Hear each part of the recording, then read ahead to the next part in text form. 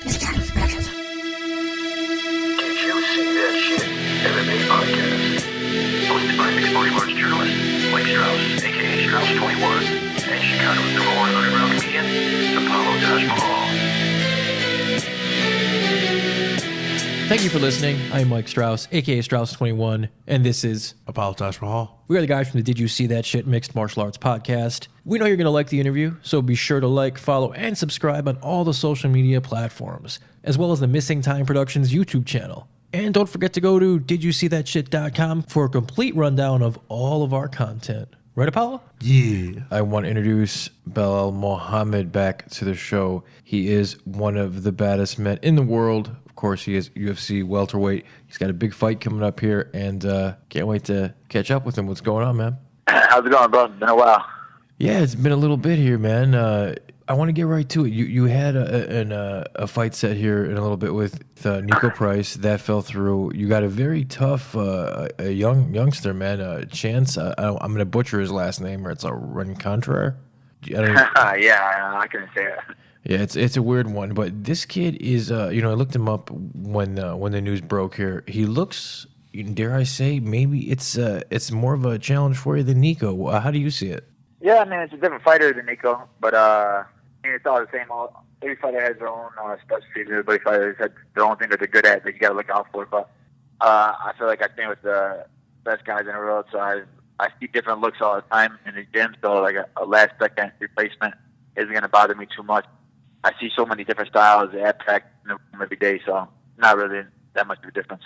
Yeah, the kid is he's a Bellator vet. He is an RFA vet. He's 12-2, so he's been around. He's not just some dude they pulled off the street. But more importantly, man, you're 13-2. You train at Rufus Sport.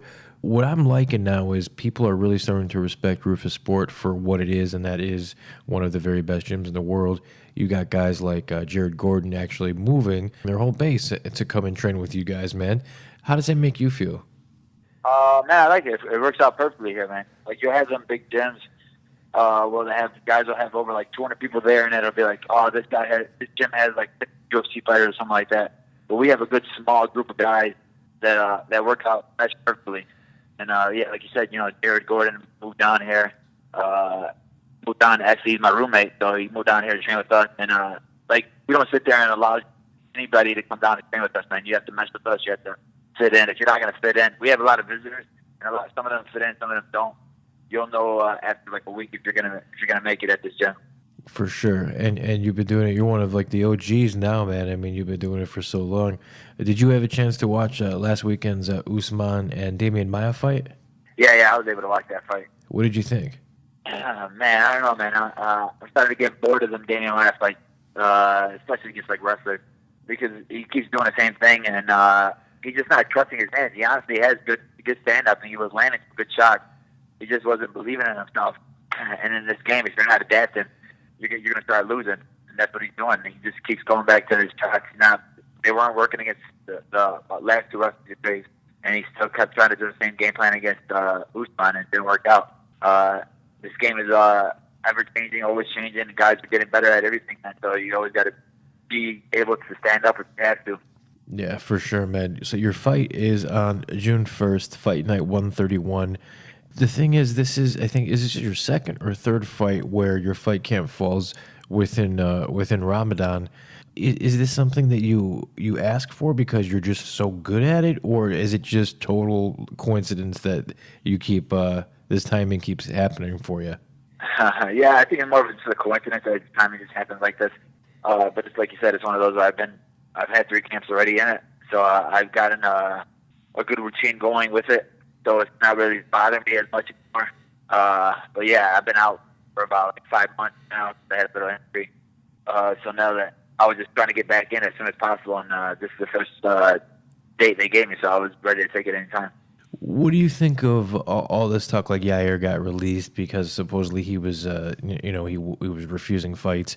What do you make of this? You're a guy that you just said the first fight they threw at me, I didn't care. Even if it's in Ramadan, I don't care. I'm going to take the fight. What do you make of this? Fighters not wanting to take fights, man. Man, it's just the game is changing, man. Like, there's not that many guys out there that in the old days you'll have like fighters that are real fighters that'll fight anybody, anytime, any place.